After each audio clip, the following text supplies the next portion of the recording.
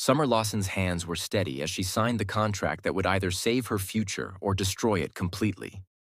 She looked up at the man across the glass desk. Dan Pierce, CEO of Pierce Empire, one of the most powerful tech and real estate conglomerates in the country. His silver hair and sharp suit radiated authority, but his eyes held something else: desperation. "You understand what you're agreeing to, Miss Lawson?" Dan's voice was controlled, but Summer heard the edge underneath. "My son isn't just difficult. He's a nightmare," Summer finished calmly, setting down her pen. "According to every tabloid in the city, street racing, club fights, cycling through women like they're disposable, publicly defying you at board meetings. I've done my research, Mr. Pierce." Dan's jaw tightened. Then you understand why most professionals have refused this position." "I'm not most professionals." "No." Dan leaned back, studying her with those calculating eyes that had built an empire. "You're not, which is exactly why I chose you." Summer kept her expression neutral, but inside, her pulse quickened. This was it. The moment she'd been working toward for 5 years. Ever since she'd discovered the truth about her parents' deaths. 6 months, Dan continued. "Marry my son. Get him to show up to work consistently. Clean up his public image. Prove to the board he can be trusted with responsibility. Do this, and you'll be CEO of Pierce Digital with a $10 million signing bonus and 20% equity. And if I fail, you won't." Dan's confidence was absolute. "I've been watching you for 8 months, Miss Lawson. The Harrison Corporation turnaround? That CEO was notorious, arrogant, impossible, refused to listen to anyone. You had him eating out of your hand within 3 months. The company's stock tripled." Summer's eyebrow lifted slightly. "You've been watching me for 8 months? I don't make billion-dollar decisions lightly." Dan pulled out a tablet, slid it across the glass surface. "Your career trajectory is remarkable. Orphaned at 15. Raised by your grandmother in a 2-bedroom apartment in the Bronx. Full scholarship to Columbia Business School.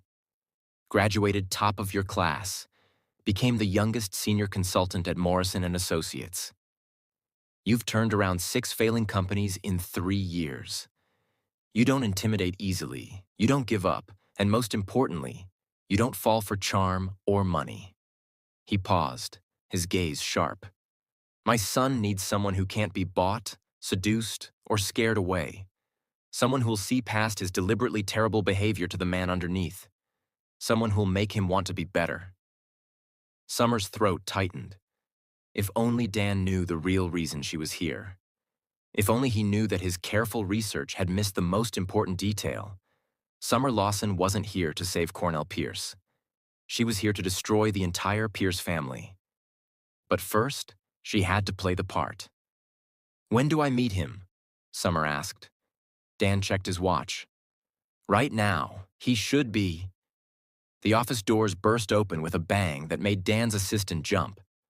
And Summer Lawson got her first real look at Cornell Pierce. The tabloids hadn't done him justice. Cornell Pierce was 6'2" of lean, powerful muscle wrapped in a black leather jacket and designer jeans that fit like sin. His light brown skin was flawless, his face a perfect combination of sharp cheekbones, a strong jaw with deliberate stubble, and lips that looked made for trouble.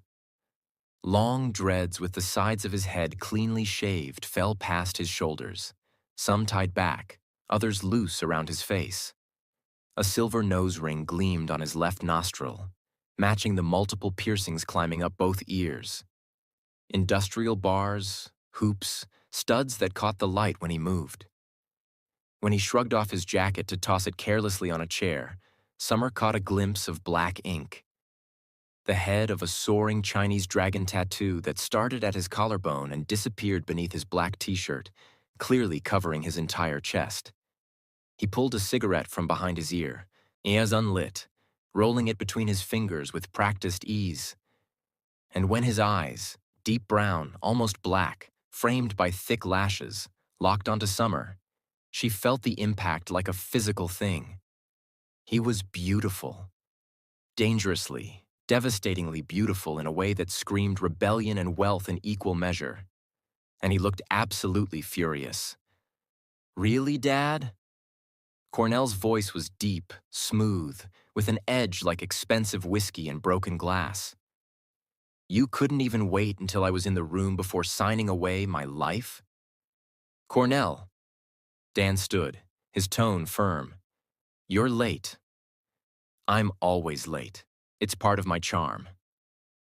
Cornell's gaze slid to Summer, and she felt it like a touch.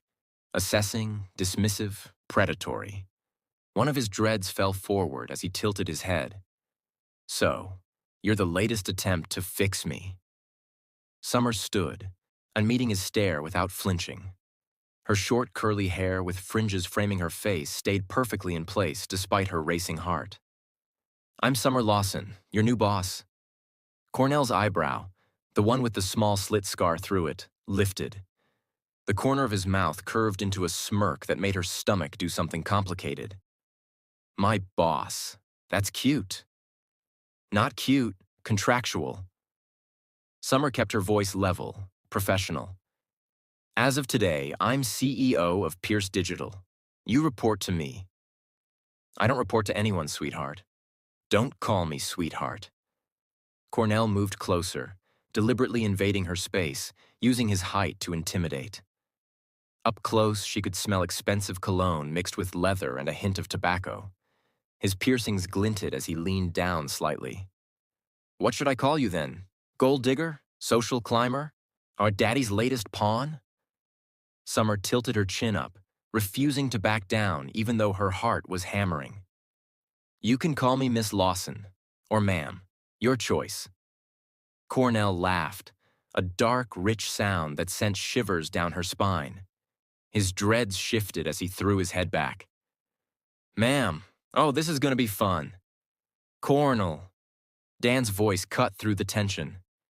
"Sit down. We need to discuss—" "No need." Cornell finally put the cigarette between his lips, still unlit, like a prop. "Let me guess. You two worked out some deal where she pretends to manage me. I pretend to cooperate, and everyone gets what they want. She gets money and a fancy title. You get to tell the board you're handling me, and I—" He looked up, the unlit cigarette bobbing as he spoke, his dark eyes meeting Summer's with an intensity that stole her breath. "I get a beautiful woman following me around pretending she's not just here for the paycheck. Same story, different face." "Actually," Summer said calmly, "there's one more detail you're missing." "Oh? Enlighten me." Summer pulled a second document from her bag and set it on the glass desk. "The marriage contract." The room went silent. Cornell pulled the cigarette from his lips slowly. "Excuse me?" Dan cleared his throat. "The board requires stability. A marriage would show you're capable of commitment, responsibility." "Absolutely not." Cornell's voice went cold, his hand crushing the cigarette. "I'm not marrying some stranger for your corporate games." "It's not a request," Dan said firmly. "The board votes on your position in 3 weeks. If you want any chance of remaining on the executive team—" "I don't give a damn about the executive team." "Then think about your trust fund." Dan's tone hardened. "Your inheritance, your cars, your penthouse, your entire lifestyle. All of it is contingent on your cooperation with this arrangement." Cornell went very still. When he spoke, his voice was dangerously quiet. "You're blackmailing me." "I'm saving you." Dan's expression showed genuine pain. "From yourself. You've been destroying yourself for 5 years, Cornell, since—" He stopped, jaw tight. "I won't watch you waste your life anymore." Something flickered across Cornell's face. Raw, painful, quickly hidden. But Summer saw it. Saw the grief underneath the anger. Then the cold mask slammed back down. Cornell turned those dark eyes on Summer, his piercings catching the light. looked at her like she was something he was deciding whether to crush or ignore. So, you're willing to marry a complete stranger for money and a CEO position. Guess Dad was wrong about you being different. I'm willing to do a job, Summer replied evenly. This is a business arrangement. 6 months, as outlined in the contract. After that, we go our separate ways. You get your inheritance and freedom. I get what I was promised. No one has to pretend this is anything more than what it is. And what is it? A mutually beneficial transaction. Cornell studied her for a long moment. Summer fought the urge to fidget under that intense stare. Finally, he moved. So fast she barely registered it, plucking the contract from the desk and scanning it. His dreads fell forward, hiding his face. 6 months, he read aloud. Now live together to maintain appearance of real marriage, attend public events together, support each other's professional endeavors. He looked up, that dangerous smirk back. Interesting. No mention of sleeping arrangements. Summer's face heated, but she kept her voice cool. That's because those arrangements will be separate. This is a professional contract, not a romantic one. Pity? Cornell's gaze dragged over her in a way that made her skin feel too tight. You're actually gorgeous when you're not trying to manage me. Mr. Pierce, if we're getting married, sweetheart, you should probably call me Cornell. He grabbed a pen from Dan's desk and signed the contract with a flourish, his tattooed chest flexing beneath his shirt. There, happy? I've agreed to be legally shackled to a woman who thinks she can fix me with spreadsheets and inspirational speeches. I don't think I can fix you, Summer said. I think you can fix yourself. I'm just here to make sure you do. Cornell leaned in close, so close she could see every piercing, every detail of his face, smell the tobacco on his breath. Let me make something very clear, Miss Lawson. I don't need fixing, I don't need managing, and I sure as hell don't need some ambitious little girl playing savior for a paycheck. You can have your contract, you can have your title, but don't for 1 second think you'll actually change anything about me.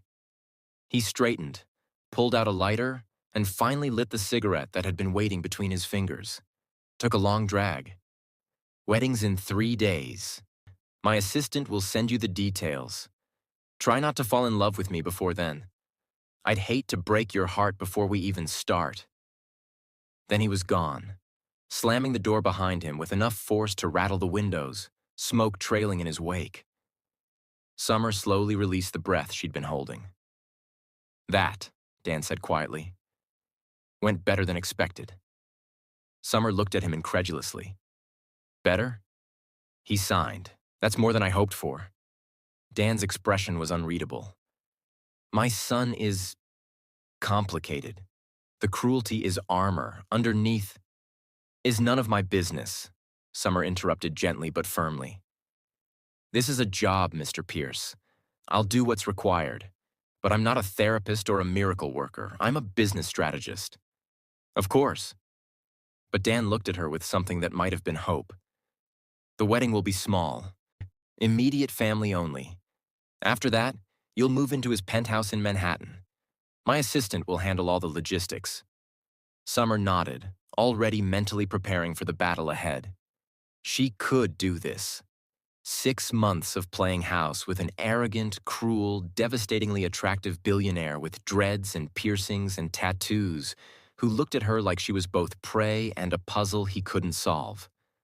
6 months to get close to the Pierce family, to access their files, to find the evidence that would prove they were responsible for her parents' deaths. 6 months to destroy them all, starting with Cornell Pierce. Summer just signed a contract with the most dangerous man in Manhattan. If you think she's playing with fire, comment, "Be careful, Summer." And subscribe because Cornell Pierce is about to turn her world upside down. 3 days later, the wedding took place. The courthouse was cold and impersonal, exactly what Summer expected from a marriage of convenience. She stood in the waiting room wearing a simple cream dress she'd bought off the rack, her short, curly hair with its fringe styled neatly, the small ponytail at the back giving her a professional but feminine look. Minimal makeup. This wasn't a real wedding. No point in pretending. "You look beautiful." Summer turned to find a young man in an expensive suit, 30s, handsome in a refined way that was nothing like Cornell's dangerous edge. He extended his hand with a warm smile. Julian Pierce, Cornell's older brother, CFO of Pierce Empire. His handshake was firm, professional. "I wanted to introduce myself before the ceremony. Welcome to the family." Summer Lawson. She studied him carefully. Now Dan had mentioned Julian in passing, the good son, the one who did everything right while Cornell did everything wrong. "I have to say," Julian continued, his smile never quite reaching his eyes, "you're braver than most, agreeing to marry my brother. It's just business." "Of course." Julian's tone suggested he didn't believe her for a second. "Still, Cornell can be challenging. If you ever need someone to talk to, someone who understands how difficult he can be." He pulled out a business card. "My door is always open." Something about the offer felt off, but before Summer could analyze it, the door opened, and Cornell walked in. He'd traded the leather jacket for a tailored black suit that fit him like a weapon, sharp, dangerous, expensive. His long dreads were pulled back in a neat half-up style, so showing off his piercings and the clean-shaved sides of his head. The nose ring gleamed against his light brown skin. The suit jacket couldn't quite hide the dragon tattoo that peeked above his collar. He looked like sin in a suit. Their eyes met across the room, and Summer's breath caught. "Brother." Cornell's voice was pleasant, but his eyes were cold as they flicked to Julian. "Trying to poach my bride before the ceremony? How considerate." "Just being welcoming," Julian replied smoothly, "since you're incapable of basic courtesy." "Courtesy is overrated." Cornell's gaze moved to Summer, and that dangerous smirk appeared. His hand went to his jacket pocket, reaching for a cigarette out of habit, then stopped. "Ready to become Mrs. Pierce, sweetheart?" "I'm keeping my name." "Even better. Wouldn't want you getting too attached." He offered his arm in a mockery of politeness. "Shall we?" Summer ignored the arm and walked past him toward the ceremony room. Behind her, she heard Julian's quiet laugh and Cornell's muttered curse. Good.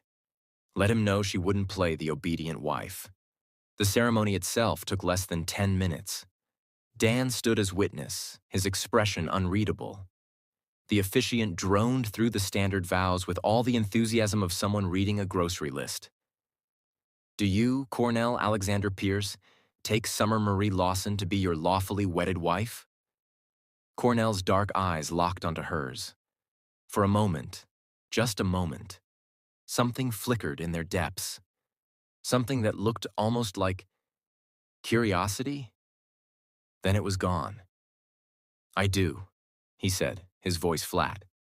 "And do you, Summer Marie Lawson, take Cornell Alexander Pierce to be your lawfully wedded husband?" Summer thought of her parents, of the evidence she needed, of the justice she'd been chasing for 5 years. "I do." "You may kiss the bride." Cornell's eyebrow, the one with the scar, lifted. "That wasn't in the contract." "It's traditional," the officiant said, looking uncomfortable. "We're not a traditional couple." But Cornell stepped closer anyway, bringing that expensive cologne and dangerous energy with him. He leaned down, his dreads falling forward slightly, his lips hovering just above hers. "Brace yourself, wife. I'd hate for you to swoon." Then his mouth was on hers. Summer had expected it to be perfunctory, a quick press of lips to satisfy the officiant. She was wrong. Cornell kissed her like he was trying to prove something, like he was testing her. His lips were firm, skilled, moving against hers with just enough pressure to make her knees weak. One hand came up to cup her jaw, his touch surprisingly gentle despite the intensity of the kiss. She could feel the cool metal of his rings against her skin. Summer's hands instinctively gripped his suit jacket to steady herself. She felt his smile against her mouth just before he pulled away. "There," Cornell said, his voice pitched low enough that only she could hear. "Now everyone thinks this is real. You're welcome." Summer's face burned. She wanted to slap him. She wanted to kiss him again just to wipe that smug look off his face. Instead, she smiled sweetly. "Thank you for the performance. Very convincing." Something flashed in his eyes. Surprise? Annoyance? But before she could identify it, he stepped back, putting professional distance between them. "Congratulations," Dan said, his voice thick with emotion he was clearly trying to hide. "I hope you'll both—" "Save the speech, Dad." Cornell's hand went to his pocket again, cigarette habit, then stopped when he seemed to remember where he was. "I have a race tonight. I'll be home late." "You have a wife now," Dan said tightly. "You should spend your wedding night doing exactly what I want, which is racing." Cornell glanced at Summer. "Unless my new bride wants to join me, I could use a good luck charm." "I have work to do," Summer replied coolly. "Getting up to speed on Pierce Digital's operations." "Of course you do." Cornell's smirk was sharp. "Wouldn't want to waste time on frivolous things like getting to know your husband. See you at home, wife. Or not. I really don't care either way." He left without another word. Dan sighed heavily. "I apologize for my son's behavior. He's exactly as advertised," Summer finished. "It's fine, Mr. Pierce. I knew what I was signing up for." But as she watched Cornell's retreating figure, his dread swaying with each step, piercings glinting, she couldn't help but wonder if that was actually true. Because that kiss, that single, searing kiss, had felt nothing like a business arrangement. And the way he'd looked at her, just for a second, before his wall slammed back up. Summer shook herself. Focus. This was a job. Cornell Pierce was a means to an end, nothing more. Summer arrived at Cornell's penthouse in Manhattan at 8 p.m., her belongings limited to 2 suitcases and a laptop bag. A doorman who looked former military helped her with the bags, now his expression carefully neutral. "Mrs. Pierce," he said respectfully. "Mr. Pierce left instructions for you. Top floor." The elevator ride felt endless. Summer used the time to center herself, to remember why she was here. The doors opened directly into the penthouse. Summer's breath caught. Floor-to-ceiling windows showcased the Manhattan skyline in all its glittering glory. The space was enormous, modern, sleek, with dark wood floors, leather furniture, and artwork that screamed money. Everything was expensive and tasteful, and it was completely empty of personal touches. No photos, no mementos, nothing that suggested someone actually lived here. He doesn't like clutter. Summer spun to find a man in his 50s, dressed in a neat suit, standing by the kitchen. He had kind eyes and a patient smile. "Neil Brooks," he introduced himself. "Mr. Pierce's driver and, well, I suppose you could say friend, though he'd never admit it. I'm here to show you around and make sure you're settled." "Thank you," Summer said, genuinely grateful. "I wasn't sure if anyone would be here. Mr. Pierce doesn't trust easily, but he's not completely heartless." Brooks gestured toward the hallway. "Your room is this way. He was very specific that you should have your own space." Of course he was. Brooks led her down a corridor to a bedroom that was enormous. King bed, ensuite bathroom with a luxury tub, walk-in closet. "Mr. Pierce's room is at the other end of the penthouse," Brooks explained. "You shouldn't run into each other unless you want to. Kitchen is fully stocked. Housekeeper comes 3 times a week. If you need anything, my number is programmed into the house phone." "Where is Cornell now?" Summer asked, trying to sound casual. "Street race in Brooklyn, underground circuit."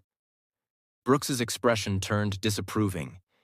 He does this when he's stressed, drives like he's trying to outrun his demons. Does it work? Never has yet. Brooks moved toward the door, then paused. Miss Lawson, or should I say Mrs. Pierce, may I speak frankly? Please. Mr. Pierce isn't the monster he pretends to be. He's hurt. Deeply.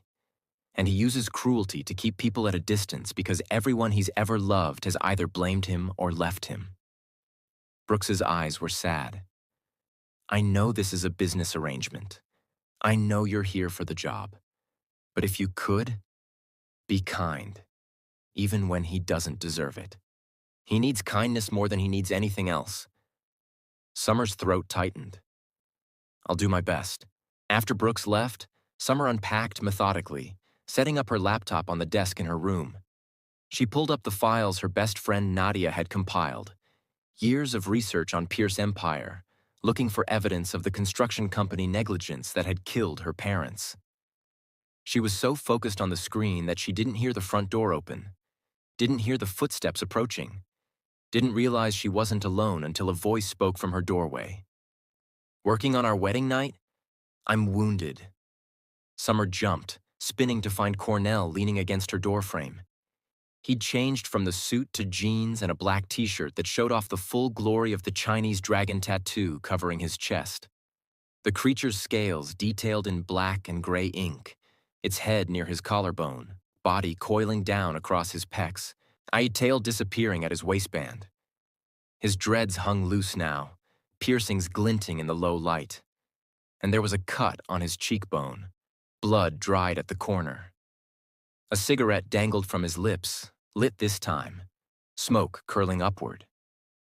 You're bleeding, Summer said before she could stop herself. Then her nose wrinkled. And smoking. In the house. Cornell touched the cut absently. Occupational hazard of street racing. He took another drag, watching her reaction. The smoking bother you? It's disgusting, Summer said honestly. And terrible for your health. Good thing my health isn't your concern. But something flickered in his eyes. He moved into her room anyway, bringing smoke with him. What are you working on? First day strategies for taming the wild beast? Summer quickly closed her laptop, waving the smoke away from her face. Budget reviews for Pierce Digital. Your father gave me full access to the financials. How thrilling. Cornell's gaze swept over her room, taking in her sparse belongings. You travel light. I don't need much. Clearly. He moved closer, and Summer fought the urge to back up. The cigarette smoke made her eyes water slightly. Tell me, Summer, can I call you Summer, or should I stick with wife? What's your real angle here? I don't have an angle. Everyone has an angle. He was so close now she could smell leather and smoke mixing with his cologne. His tattooed chest was at her eye level, the dragon seeming to move in the low light. My father offered you money and power. You accepted. That makes you like every other person who's tried to fix me. The only difference is you're smarter about hiding your true motives. Summer met his gaze steadily, trying not to cough from the smoke. Maybe I don't have true motives. Maybe I'm exactly what I appear to be, a professional doing a job. Nobody's exactly what they appear to be. Cornell took another drag, the ember glowing. His free hand came up, his fingers barely brushing a curl from her fringe. The touch was feather light, but Summer felt it like electricity. Especially not you. What's that supposed to mean? You're too calm, too collected. Most people meeting me for the first time are either terrified or trying too hard to impress me. You're neither.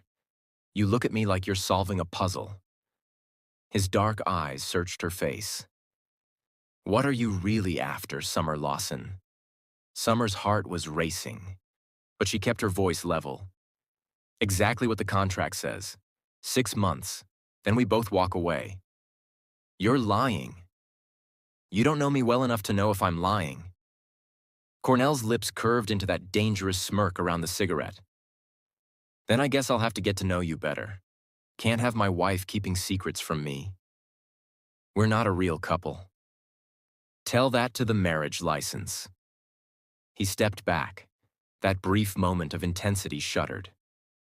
Took one more drag, then seemed to notice Summer's discomfort with the smoke. Something crossed his face. Too quick to read.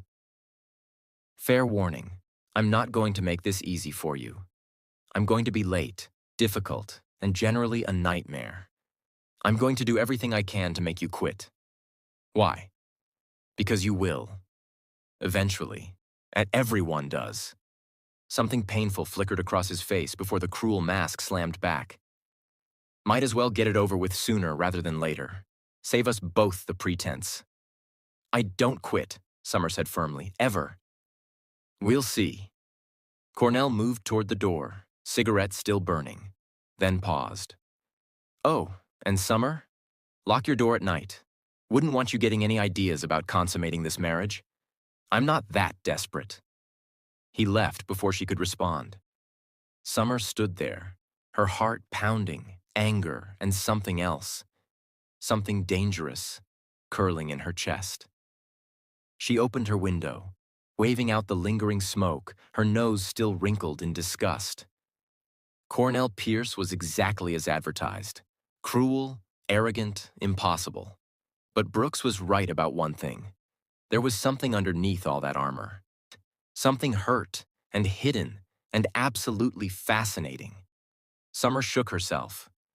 No, she wasn't here to psychoanalyze him or fix him or save him. She was here for revenge. And she couldn't let one devastatingly attractive, infuriating man with dreads and tattoos and piercings distract her from that. Even if his kiss was still burning on her lips. Even if the challenge in his eyes made her want to prove him wrong. Even if every instinct she had was screaming that Cornell Pierce was the most dangerous thing she'd ever encountered, and not for the reasons she expected. Cornell Pierce just declared war on his own wife. If you think Summer needs to run before she gets burned, drop a danger in the comments. And subscribe because tomorrow Cornell's going to test exactly how far he can push her. And he's about to find out Summer doesn't break easily. The first morning Summer woke to pounding on her bedroom door. Miss Lawson? It was Brooks, his usually calm voice edged with panic. Mr. Pierce won't get up. The board meeting starts in 30 minutes. Summer checked her phone. 7:30 a.m. She'd set 3 alarms for Cornell, sent him 5 text reminders, even had Brooks leave a note on his door. She threw on clothes and stormed down the hall to Cornell's room. The door was locked. Mr. Pierce, Summer pounded on the door. The meeting starts at 8. Your father is introducing me to the board. You need to be there. Silence. Cornell, she pounded harder. I know you can hear me. The door opened so suddenly Summer almost fell forward. Cornell stood there in nothing but black boxer briefs. In his long dreads, a wild mess around his face, piercings glinting, the dragon tattoo covering his chest in full display. His eyes were bloodshot, and he reeked of whiskey. What part of I don't do morning meetings wasn't clear? His voice was rough with sleep and alcohol. The part where it's in your contract, Summer said through gritted teeth. Get dressed, now. No. Excuse me? Cornell leaned against the doorframe, all lean muscle and deliberate insolence. I said no. I was out until 4 a.m. I'm going back to sleep. You want to play CEO, go play without me. Your father specifically requested. My father can go to hell. The venom in Cornell's voice was shocking. And you can join him. I'm not your trained monkey, sweetheart. I don't perform on command. He started to close the door. Summer jammed her foot in it. You signed a contract. You agreed to support my professional endeavors. This meeting is crucial. Then I guess you'll have to be crucial without me. His eyes were cold, cruel. Now move your foot before I move it for you. You're really going to sabotage my first board meeting? On purpose? Yep. Cornell's smirk was vicious. Welcome to your new job, wife. Hope that paycheck is worth it. He slammed the door. Summer stood there, shaking with fury. Brooks appeared at her elbow. "Miss Lawson, perhaps we should—" "No." Summer pulled out her phone, scrolling through contacts. "If he wants to play games, fine, but he's going to that meeting." She made a call. "Hello, is this Apex Security? I need an emergency transport, uncooperative client. Needs to be at Pierce Tower in 25 minutes. And I don't care what state he's in when he arrives." An hour later, Summer stood at the head of the conference table, setting up her presentation while Dan made small talk with the board members. The door opened. Every head turned. 2 massive security guards entered, and between them, Cornell Pierce, in navy blue silk pajamas, his dreads still wild, barefoot, looking absolutely murderous. The room went dead silent. "What?" Cornell said, his voice deadly calm.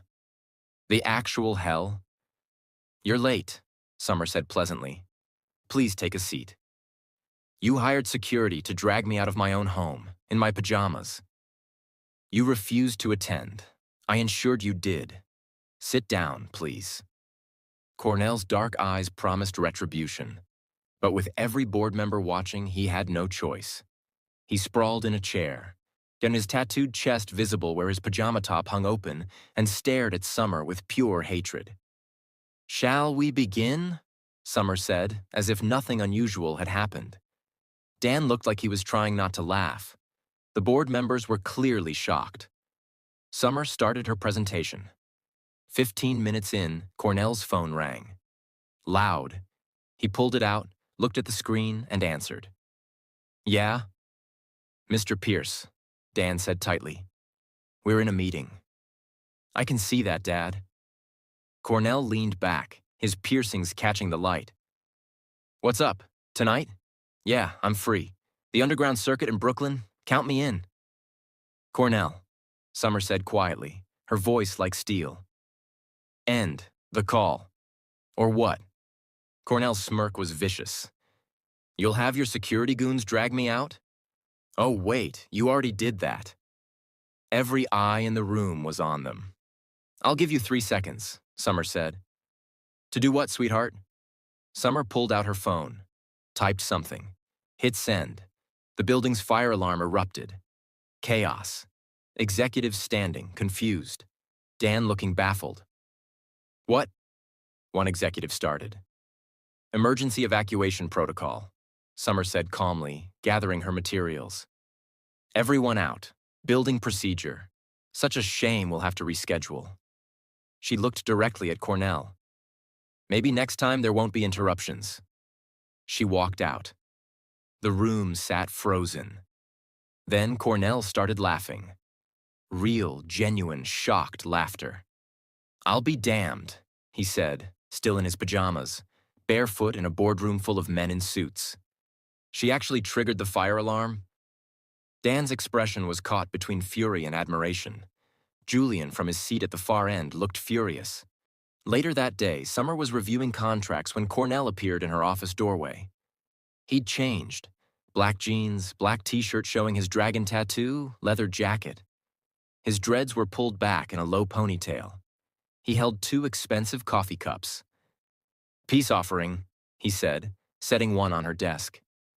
"From that cafe you like. Cream, 2 sugars." Summer looked at the cup suspiciously. "How do you know how I take my coffee?" "I pay attention when I want to."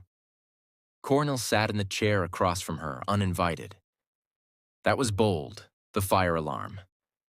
That was me doing my job. By committing several felonies? By showing you I don't back down." Summer met his eyes. "You deliberately sabotaged that meeting." "I sabotage all meetings. It's my brand." "It's childish. It's effective." Cornell took a sip of his coffee, black, and she noticed. "But I have to admit, nobody's ever fought back quite like that before. Most people just report me to my father and clutch their pearls. I'm not most people." "No," Cornell said, his dark eyes studying her. "You're really not." Something shifted in the air between them. "The pajamas was a nice touch," Summer said dryly. "Very professional."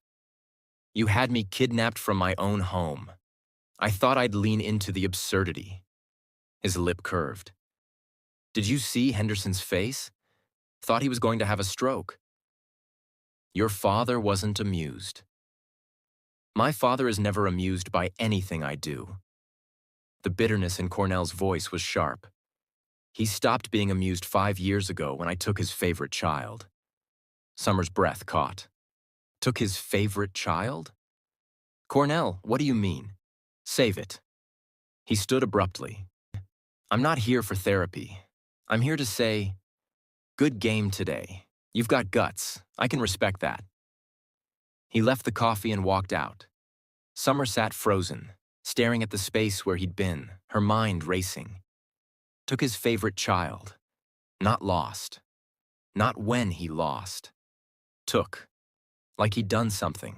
Like he was responsible. Summer's detective training kicked in immediately. She pulled out her phone, fingers flying across the screen. Cornell Pierce family tragedy. The search results loaded. Pierce family mourns loss of daughter, 17. Lily Pierce dies in tragic car accident. Cornell Pierce, 21, driver in fatal crash that killed sister. Summer's hand flew to her mouth. He'd been driving. His sister died. And his father blamed him. Took his favorite child. God. He thought he'd killed her. I'd believed it so deeply he'd used those exact words. Not lost or when she died, but took. Like murder. Summer scrolled through article after article. Photos of a beautiful girl with her whole life ahead of her. Photos of Cornell, younger, without the piercings, hair shorter, eyes full of grief and guilt. Photos of Dan Pierce leaving the funeral, his face a mask of devastation. No wonder Cornell was the way he was. No wonder he was self-destructive, reckless, cruel. He was punishing himself for something that happened 5 years ago. Summer looked at the coffee cup he'd left. The exact way she took it, which meant he'd been paying attention even when he pretended not to care. This broken, observant, impossible man was carrying a weight that would crush most people. And for some reason, he'd just shown her a glimpse of it. Summer picked up the cup, her hands shaking slightly, and took a sip. Perfect. Exactly how she liked it. She sat there for a long time, staring at her computer screen filled with articles about Lily Pierce's death, trying to reconcile the cruel, smoking, devil-may-care man who'd just left with the brother who'd been destroyed by his sister's death. Trying to understand what it meant that he'd noticed how she took her coffee. Trying to ignore the part of her that wanted to find him and tell him it wasn't his fault. Focus, she told herself. You're here for revenge, not to save some broken billionaire with a death wish and a guilt complex. But as she closed the browser tabs and went back to reviewing Pierce Digital's budgets, she couldn't shake the image of young Cornell's face in those funeral photos. Or the way his voice had broken when he said took his favorite child. Or the fact that he'd remembered how she took her coffee. Things shifted after the fire alarm incident. Cornell still skipped meetings, still showed up late, still did everything to make Summer's job difficult, but he also started doing other things. Her favorite snacks appeared in her desk drawer. The specific dark chocolate she loved. Roasted almonds. The protein bars she grabbed for lunch. When she worked late, dinner would appear. Always her favorites, always perfectly timed. Her office coffee maker was replaced with a high-end espresso machine. Building upgrade, the note said. But it was only in her office. And Cornell stopped smoking. She noticed it one morning when he walked past her office. No cigarette, no smell of tobacco. You've not been smoking, she said. He paused in her doorway. Seemed like a waste of money. You've been smoking since you were 17, so why would you stop now? Cornell's jaw tightened. Maybe that look of disgust on your face pisses me off and... He stopped. Doesn't matter. It's none of your business. But Summer noticed his hands shook slightly. Withdrawal. Is it hard? She asked quietly. Everything's hard. Cornell's laugh was bitter. But yeah, Being sober is the hardest thing I've ever done. Turns out feeling things is worse than dying slowly. Cornell? Coffee's getting cold, boss. Better drink it while it's hot. He left before she could respond. She frowned after him. Whenever she thought she had taken a step forward with him, he made her feel she'd gone 2 steps back. Summer was slowly getting frustrated. He was proving to be a tough nut to crack, but she was going to crack him anyway. It was essential to her revenge. The nut cracked 2 weeks later. That night, Summer couldn't sleep. She'd been working on the Pierce Empire investigation, torn between revenge and the growing knot of guilt in her chest. She decided to get water. That's when she heard it. A scream. Raw, terrified, coming from Cornell's room. Summer didn't think. She ran, burst through his door. Cornell was in bed, thrashing, his dreads wild, his face contorted in agony. The sheets were soaked with sweat. "No!" he screamed. "Lily! Lily!" Summer rushed to his side. "Cornell, wake up!" She grabbed his shoulders. His skin was burning hot, his whole body shaking. "Cornell!" His eyes snapped open, wild, unfocused. He grabbed her wrist so hard she gasped. "In, Lily?" "It's Summer. You're having a nightmare." Cornell stared at her like he didn't recognize her. Then awareness crashed back. He released her immediately, scrambling backward against the headboard. "Get out," he said, his voice rough. "You're burning up. You need... Get out." But Summer saw his hands shaking, saw the tears streaming down his face, saw the absolute terror in his eyes. "I'm not leaving," she said firmly. She went to his bathroom, got a cold washcloth, came back. Cornell was sitting on the edge of the bed, his head in his hands, his tattooed back shaking. Summer sat beside him, carefully pressed the cold cloth to his neck. Cornell flinched. "Don't. Let me help."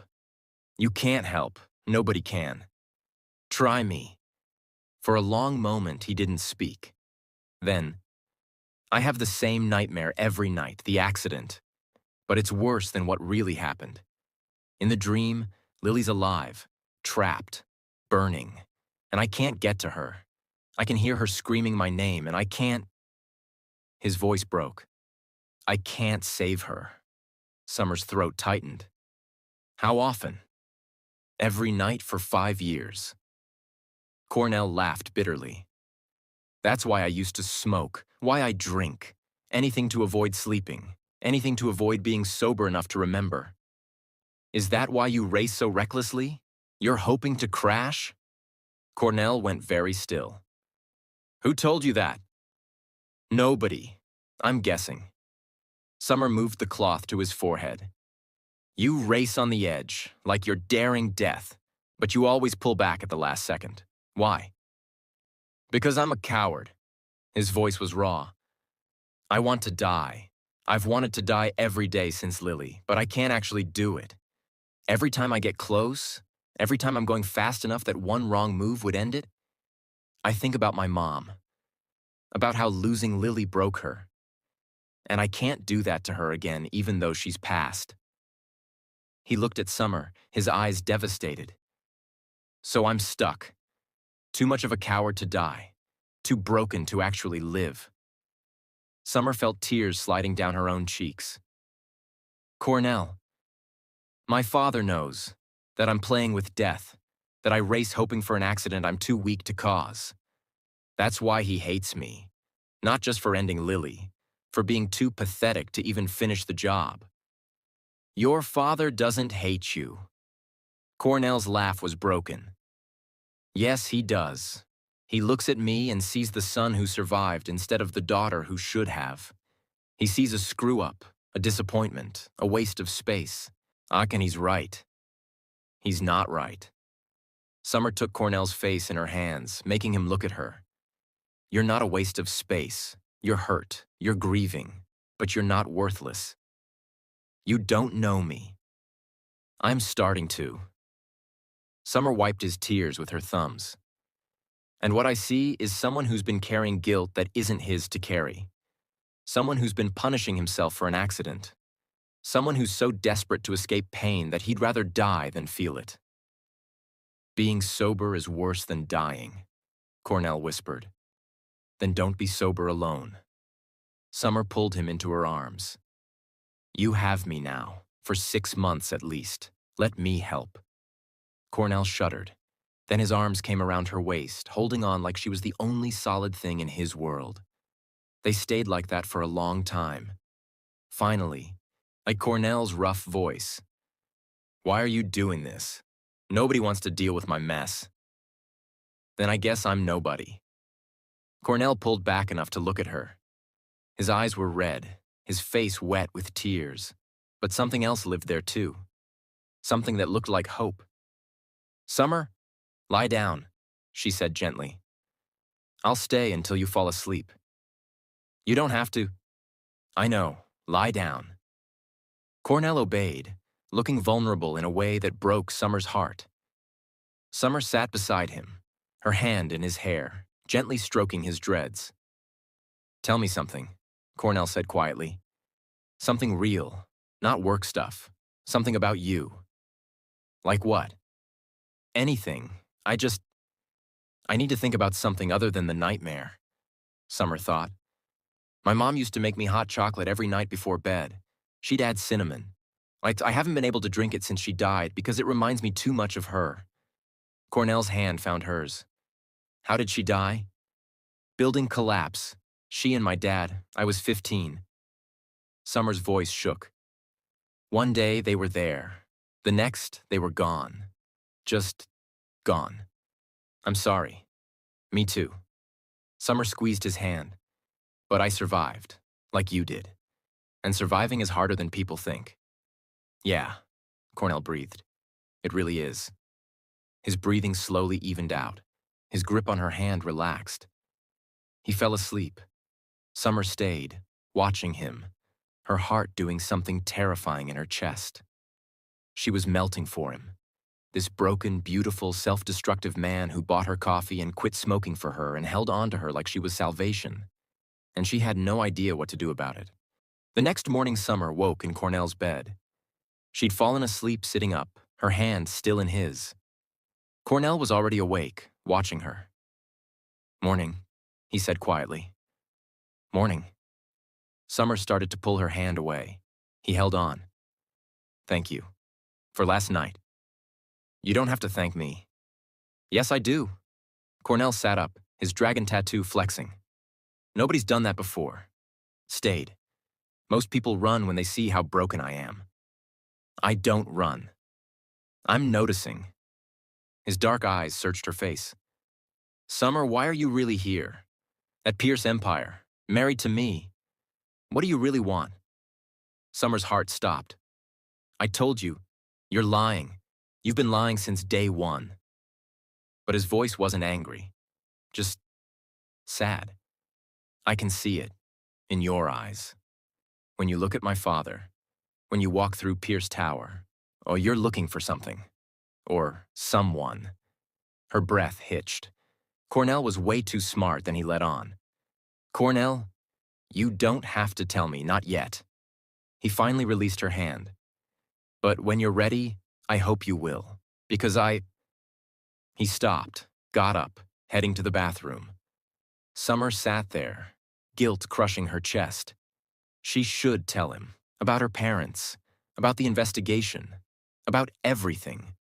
But if she did, she'd lose him. And she was starting to realize that losing Cornell Pierce might be the worst thing that could happen to her. After the nightmare, something changed between them.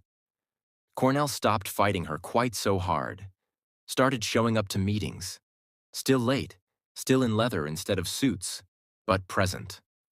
He sat in on her strategy sessions, on offering insights that were actually brilliant when he bothered to engage. He started eating dinner with her, not every night, but often enough that Summer looked forward to it. They talked, real conversations, about books, music, their childhoods, their dreams. Cornell told her about Lily, how she'd loved astronomy, wanted to be an astrophysicist, had the brightest laugh he'd ever heard. Summer told him about her parents, How her dad had been a construction worker with big dreams, her mom a teacher who'd believed in everyone. They were careful not to touch the dangerous topics. His racing, her real reason for being there, the evidence-gathering dust in her laptop. But the connection grew anyway. One night, Summer found Cornell in the kitchen at midnight cooking. "Can't sleep?" she asked. "Nightmare again." He didn't look up from the vegetables he was chopping. His hands were rock steady now, 3 weeks smoke-free. "Figured I'd make something. You want some?" "What are you making?" "Stir-fry. Extra vegetables because you like them." Summer's heart squeezed. "You pay attention to what I eat?" "I pay attention to everything about you." Cornell finally looked up, and the intensity in his eyes stole her breath. "It's becoming a problem." "What kind of problem?" He set down the knife, moved around the island until he was standing in front of her. Close. Too close. "The kind where I can't stop thinking about you," Cornell said, his voice rough. "Where I buy your favorite coffee because I want to see you smile. Where I quit smoking because the look on your face when you smell it makes me feel like shit. Where I show up to meetings I hate because I know it matters to you." Summer's pulse raced. "Cornell. The kind where I'm falling for my fake wife and I have no idea how to stop it." The words hung between them. Summer should step back, should maintain boundaries, should remember why she was really here. Instead, she said, "What if I don't want you to stop?" Cornell's eyes darkened. "Don't say that unless you mean it." "I mean it." He moved faster than she expected. His hands came up to cup her face, his rings cool against her skin. "I'm a mess, Summer. I'm broken and self-destructive, and I have nightmares every night. I race because I want to die. I'm cruel because I don't know how else to keep people away. You deserve better than—" Summer kissed him, cut off his self-deprecation with her lips on his, her hands gripping his t-shirt, pulling him closer. Cornell made a sound, surprise, relief, want, and kissed her back like a drowning man finding air. His hand slid into her short, curly hair, careful of her fringe, tilting her head to deepen the kiss. She tasted coffee and desperation and something sweeter. When they finally broke apart, both breathing hard, Cornell pressed his forehead to hers. "This is a terrible idea," he breathed. "Probably. This is a business arrangement. We're supposed to keep it professional." "Since when do you follow rules?" Cornell laughed, genuine and warm. "Fair point." He kissed her again, slower this time, sweeter. And Summer knew with absolute certainty that she was in trouble, because she'd fallen completely in love with Cornell Pierce, the man whose family she'd sworn to destroy. Note the confrontation happened a week later at a company dinner. Dan was holding court with investors. Julian sat at his right hand, the perfect son. April was there too. A beautiful blonde woman Summer had learned was Cornell's ex, a relationship he'd ended just 2 months before Summer had met him. The way April watched Cornell now, her eyes predatory and possessive, made it clear she wasn't over him. Cornell had his arm around Summer's chair, casual, possessive. They'd been inseparable since that kiss. "Summer's digital transformation strategy has already shown results," Dan was saying. "Revenue is up 15% in just 1 month. "Impressive," one investor said, "especially considering she's so young." "Age doesn't determine competence," Cornell said, his voice sharp. "My wife is brilliant. Honestly, anyone who can't see that is an idiot." Summer squeezed his thigh under the table. "Easy." "Of course," the investor backtracked. "No offense meant." Julian spoke up. "Although one does wonder about the optics. The CEO of a subsidiary married to the owner's son. Some might say it looks like nepotism." "Some might say you're bitter that you're not the favorite anymore, brother," Cornell shot back. The table went tense. Dan's voice was steel. Cornell, Julian, not here. Why not here? Cornell's hand found Summers under the table, gripping tight. You want to air dirty laundry? Let's air it all. Let's talk about how you blame me for Lily's death. How you've hated me for 5 years. How you wish I'd died instead of her. Cornell, Dan said, his face pale. That's not, isn't it? Cornell stood, and Summer could feel him shaking. You look at me and see a failure, a disappointment, the son who survived when the daughter you actually loved died. That's not true. Then look me in the eye and tell me you don't hate me. Dan opened his mouth, closed it. The silence was damning. Cornell laughed, broken and bitter. That's what I thought. He left. Summer stood immediately. Excuse me. She found Cornell on the restaurant's patio, his hands braced on the railing, his shoulders shaking. Cornell. Don't, he said, his voice rough. Don't tell me he doesn't hate me. You saw his face. He can't even deny it. Summer moved to his side. Your father is grieving. He lost a child. That doesn't mean... It means exactly what I said. He wishes I died instead. Cornell's hands gripped the railing so hard his knuckles went white. And the worst part? I wish that too. Every single day. Don't say that. Why not? It's true. He finally looked at her, and his eyes were devastated. Every time I get on that bike, I'm daring the universe to finish what it started, to take the right Pierce child this time. Summer's heart shattered. You're the right Pierce child. You're here. You're alive. That matters. Does it? Cornell's laugh was broken. Because from where I'm standing, I've done nothing but hurt everyone who's ever cared about me. I killed my sister. I destroyed my parents. I'm a walking disaster who... Summer grabbed his face, forcing him to look at her. You listen to me, Cornell Pierce. You are not a disaster. You are not worthless. You made a mistake. A terrible, tragic mistake. But it doesn't define you. You get to choose who you are now. Today. On every day. I don't know how to be anything but broken. Then be broken. Be messy and complicated and struggling. But stop punishing yourself for being human. Her voice shook. Because the man I've gotten to know these past weeks, he's smart and kind, and so desperate to be seen as something other than a screw-up, but he sabotages himself before anyone else can. You can be so much more, Cornell. I see the potential. I think your dad sees it too. That's why he's so invested in getting you cleaned up. Cornell stared at her. Summer. I love you, she blurted.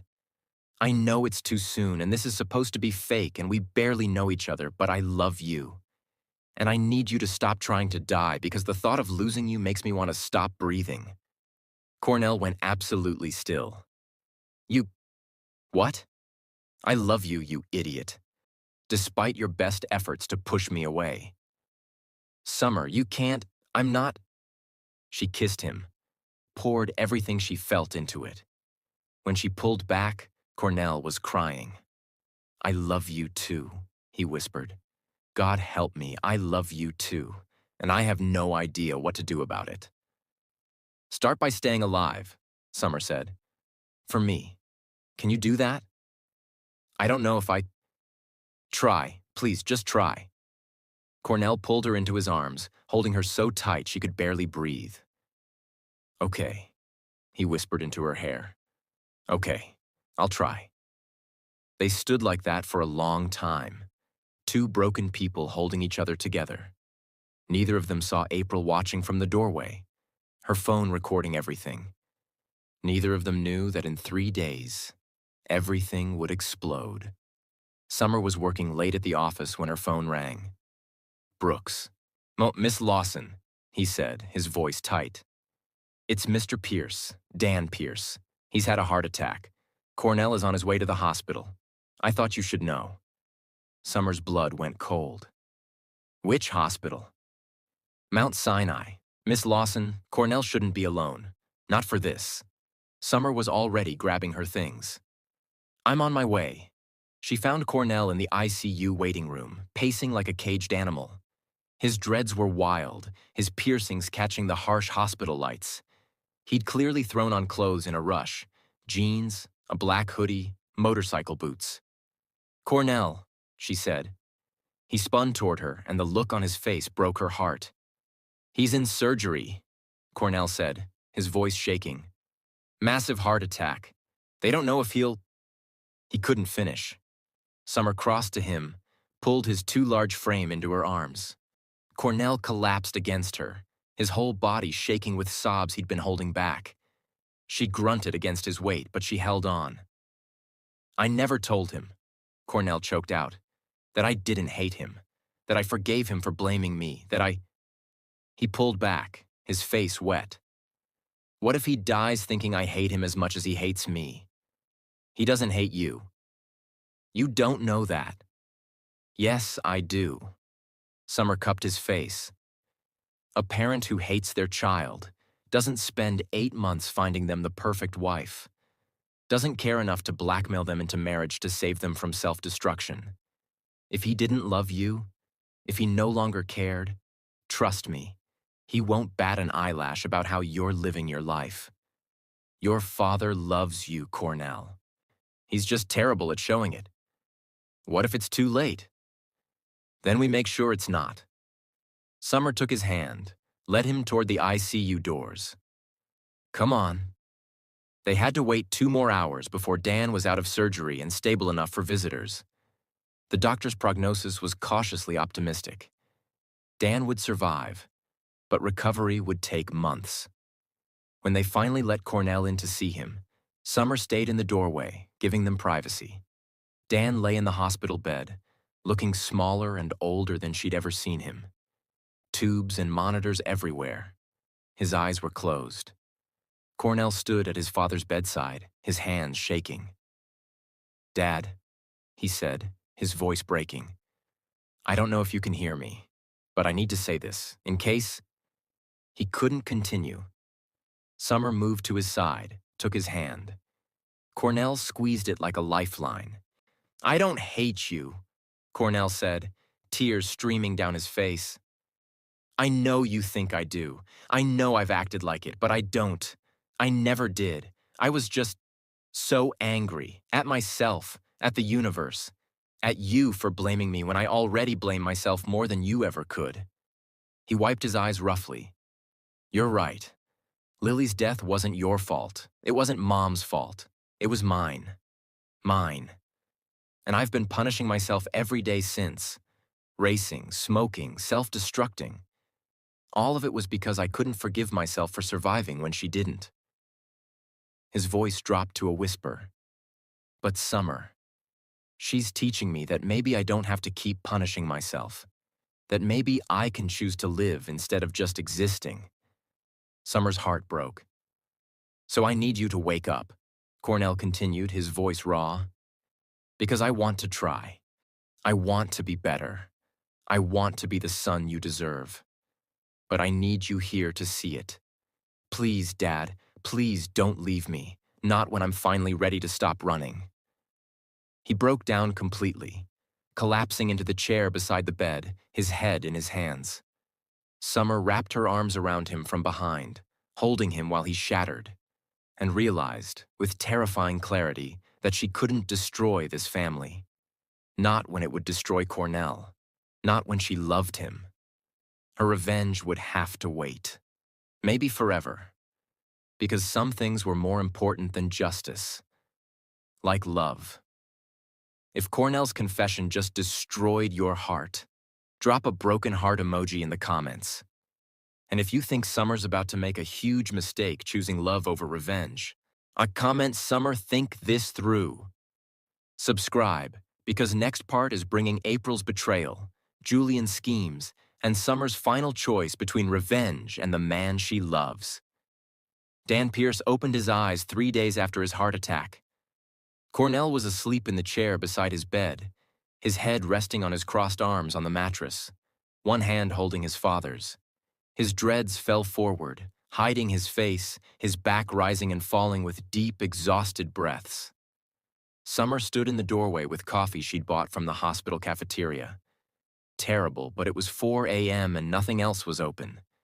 She'd sent Cornell home twice. Both times he'd come back within an hour, unable to stay away. Dan's eyes found hers. He looked at his sleeping son, then back at Summer. Managed a small smile. "You did this," he mouthed. On too weak to speak aloud. Summer shook her head, moved closer. "He did it himself," she whispered. "I just reminded him he was worth saving." Dan's hand tightened on Cornell's. His eyes filled with tears. Cornell stirred, his head lifting. When he saw his father's open eyes, he went absolutely still. "Dad?" His voice cracked. "Hey, son," Dan rasped. Cornell broke down, dropped his head onto his father's hand and sobbed like a child. Dan's other hand, the one not hooked to IVs, came up to rest on Cornell's head, fingers tangling gently in his dreads. "I don't hate you. I never hated you. I didn't know how to help you, how to reach you." "I'm sorry," Cornell choked out. "I'm so sorry. For everything. For Lily. For being such a screw-up. For—" "Stop." Dan's voice was firm despite its weakness. "It was an accident. A terrible, tragic accident. And I blamed you because it was easier than blaming the universe. Easier than accepting that sometimes horrible things just happen." His voice broke. "But I was wrong. And I'm sorry I made you carry that guilt alone." Summer quietly backed out of the room, giving them privacy for this moment they'd needed for 5 years. She found Brooks in the waiting room, his eyes red from his own vigil. "He's awake," Summer said. Brooks sagged with relief. "Thank God. And Cornell?" "Finally getting the conversation he's needed since Lily died." Brooks studied her face. "You love him. It's not just the contract anymore." Summer didn't see the point in lying. "No, it's not just the contract." "Does he know? About your parents? About why you really came to Pierce Empire?" Summer's blood went cold. How do you—" "I've been with the Pierce family for 20 years, Miss Lawson. I know things, including that your parents, Michael and Diana Lawson, died in the Riverside Towers collapse 5 years ago. The towers built by Morrison Construction, a subsidiary of Pierce Empire." Brooks's eyes were sad but understanding. "I know Dan approved cost-cutting measures that led to faulty construction, and I know you've been gathering evidence." Summer couldn't breathe. "Are you going to tell Cornell?" "That's not my place."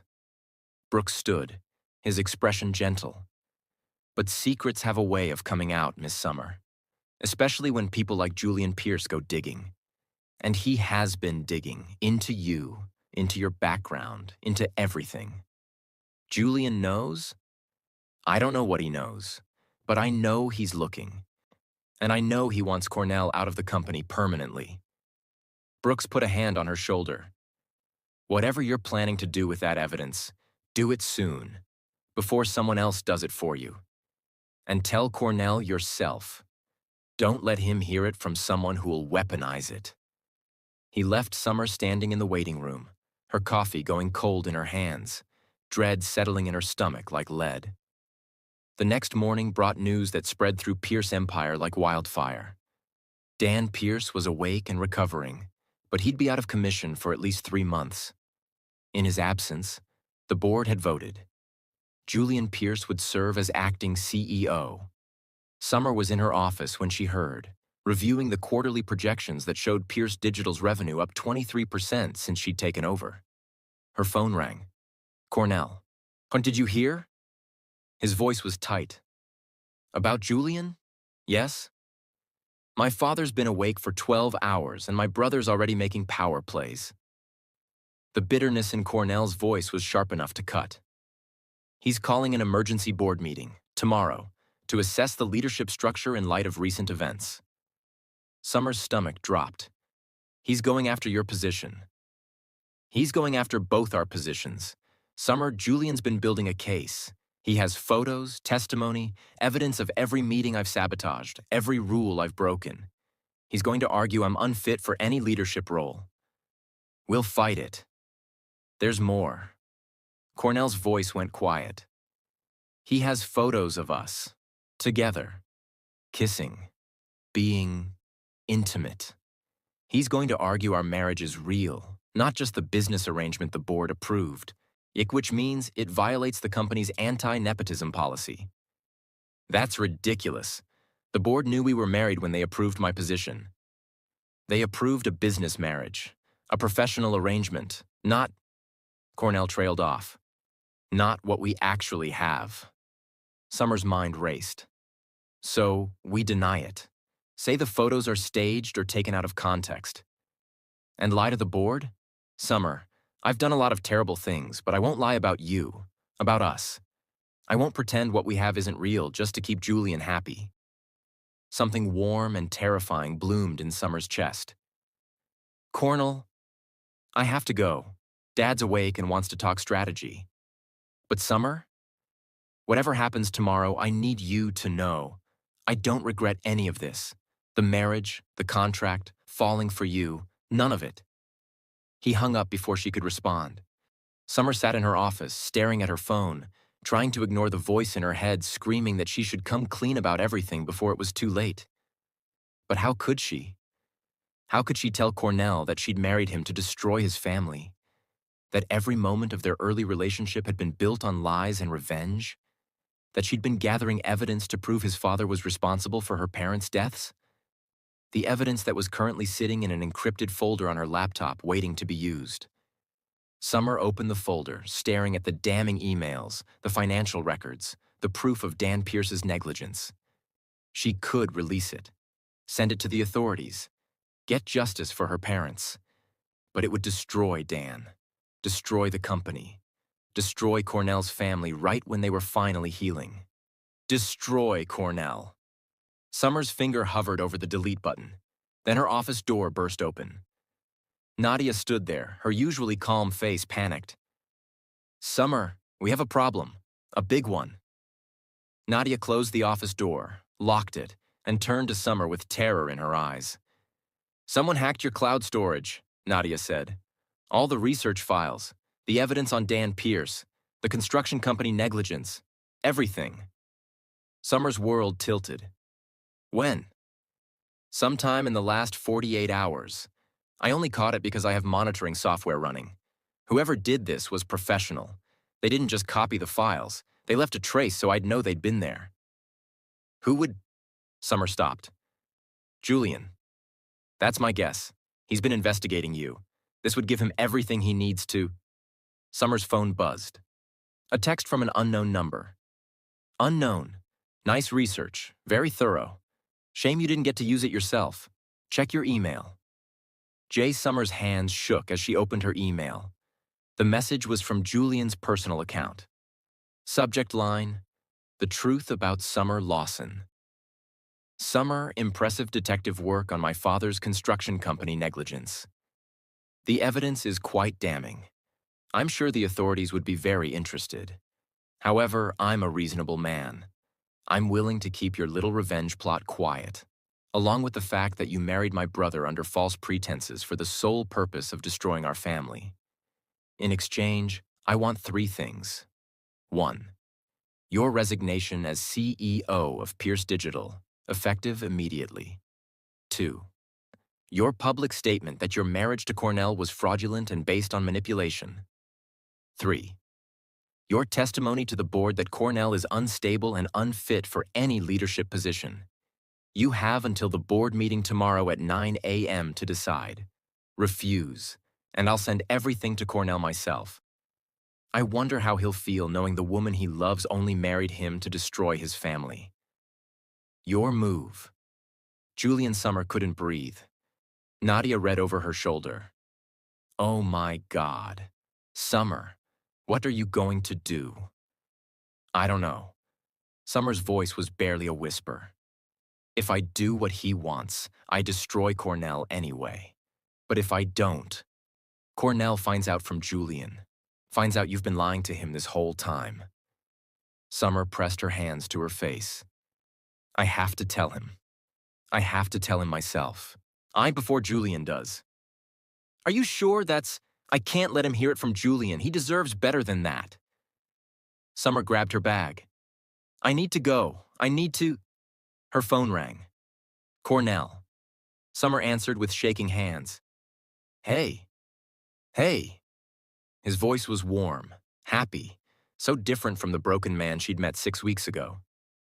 I'm leaving the hospital. Want to grab dinner? There's this Thai place you mentioned once, and I thought... Cornell, I need to talk to you. It's important. His tone shifted immediately. What's wrong?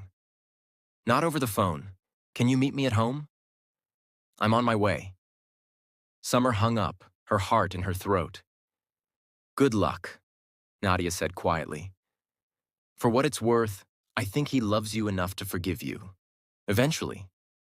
Summer wasn't so sure. The penthouse felt like a stranger's home when Summer walked in 40 minutes later. All the little changes Cornell had made over the past weeks were visible everywhere. The expensive coffee maker he'd bought because she loved good coffee. The blankets on the couch because she was always cold. The photos he'd started putting up, trying to make the space feel like more than just a bachelor pad. Evidence of a man falling in love. The door opened. Cornell walked in, his dreads pulled back in a bun, his leather jacket slung over one shoulder, a bag of Thai takeout in his other hand. He smiled when he saw her. The real smile. The one she'd worked so hard to earn. Hey, beautiful. I know you said we needed to talk, but I figured we could at least eat while we... He stopped, reading her expression. What's wrong? You look like someone died. Summer forced herself to breathe. We need to talk. Sit down. Cornell set down the food, his smile fading. Summer, you're scaring me. What happened? I need to tell you something. About why I really came to Pierce Empire. About why I agreed to marry you. Cornell went very still. Okay. Summer pulled out her laptop, opened the evidence folder. My parents didn't just die in a building collapse. They died in the Riverside Towers collapse, 5 years ago. She watched Cornell's face as comprehension dawned. Riverside Towers. That was Morrison Construction, one of our subsidiaries. Yes. Summer's voice shook. Your father approved cost-cutting measures, cheap materials, skipped safety inspections. He knew those buildings were unsafe, and he approved them anyway to increase profit margins. She turned the laptop so Cornell could see the emails, the financial records, the damning paper trail. My parents died because your father chose money over safety. Cornell stared at the screen, his face going pale. How long have you known?